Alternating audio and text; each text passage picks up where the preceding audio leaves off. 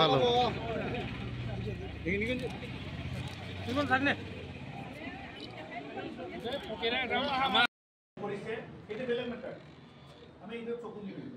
কিন্তু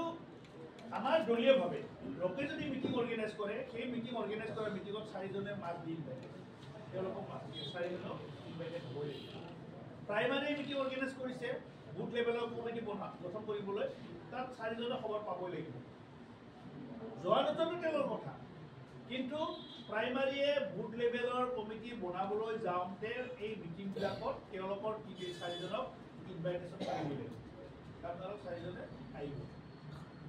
যদি কিবা কাৰণে ব্যক্তিগত কাৰণ কোনোবাই নাথাকিব পাৰে তেতিয়া আমাৰ ক'বলৈ নাই আৰু যিবিলাক খৰচ যায় খৰচবিলাক সাৰ্ডেন মানে আমাৰ BPF দলৰ PMB বডি এটা ডিচিশ্যন আছিলে আমাৰ স্কেনিং কমিটি বনাই দিছে 5জনীয়া কমিটি সেই 5জনীয়া কমিটিয়ে আমাৰ BTCত থকা 40টা সমষ্টিত কেণ্ডিডেটৰ ক্ষেত্ৰত আমি এটা অপিনিয়ন ক্ৰিয়েট কৰিব লাগে আৰু বা তেনেকৈ সিলেকশ্যনৰ কাৰণে ইনিচিয়েটিভ ল'ব লাগে আৰু সেইটোৰ দায়িত্ব যিহেতু মই কনভেনৰ হিচাপে আছোঁ আমাৰ 5জনীয়া কমিটিৰ গতিকে আমি এতিয়া ছাডেন ভিজিট নহয় ইনফৰ্মেশ্যনটো দিয়া হৈছে আমি তাত গৈ পেলাই এতিয়া প্ৰাইমাৰীবিলাকৰ লগত আমি কথা পাতিছোঁ যে কোন 4জন কেণ্ডিডেটৰ কোনবিলাক আমাৰ কাৰণে ঠিক হ'ব কোনবিলাক দলীয়ভাৱে হৈ আছে সেইবিলাক কথা আমি জানি ল'বৰ কাৰণে আহিছোঁ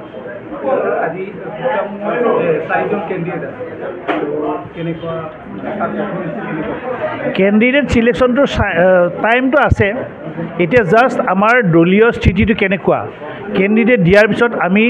যিকোনো পলিটিকেল ফ'ৰ্চৰ বিৰুদ্ধে ফাইট কৰি পেলাই কেণ্ডিডেটজনক উইনাৰ কৰিব পাৰিম নে নোৱাৰিম সেইটোৰ বিষয়তহে আমি অলপ আলোচনা কৰি লৈছোঁ কেণ্ডিডেটত আমাৰ নেক্সট জুলাইৰ লাষ্ট মানত আমি এইবিলাক অপিনিয়ন লৈ পেলাই জুলাইৰ লাষ্ট মানত ডিক্লেয়াৰ কৰিম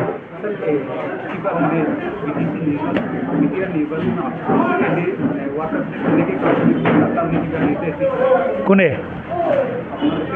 আমি ইনষ্ট্ৰাকশ্যন দিছোঁ আমি বুথ কমিটিবিলাক বা কিবাবিলাক আমি আমাৰ যিটো পলিটিকেল পাৰ্টি হিচাপে আমাৰ যিটো গাঁথনি যিটো সাংগঠনিক স্থিতিও সেইটো শক্তিশালী কৰাৰ কাৰণে আমি আমাৰ প্ৰাইমাৰীবিলাকক বুথ কমিটিবিলাকক ইনষ্ট্ৰাকশ্যন দিয়া হৈছে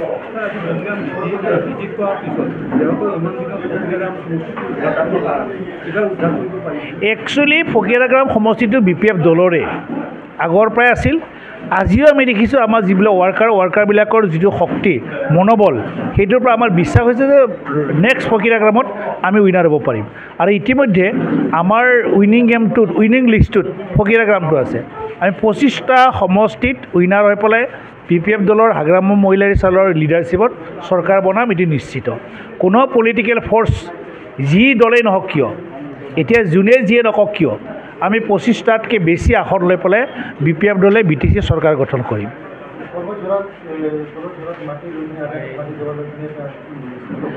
নহয় এটা এই চৰকাৰ বৰ্তমান চৰকাৰবিলাকে কৈ আছিলে যে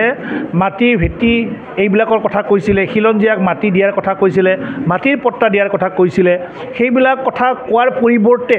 আমাৰ যিবিলাক খিলঞ্জীয়া মানুহ যিবিলাকে তাত স্থায়ীভাৱে বসবাস কৰি আছে সেইবিলাকক হটাই দিয়াৰ কাৰণে তেওঁলোকে ব্যৱস্থা কৰিছে কিন্তু ৰাইজে বিচাৰ কৰিব তেওঁলোকৰ যিটো অপিনিয়ন এটা সময়ত যিবিলাক কমিটমেণ্ট দিছিল সেই কমিটমেণ্টবিলাক যে ফুলফিল কৰিব পৰা নাই তাৰ বিচাৰটো ৰাইজে কৰিব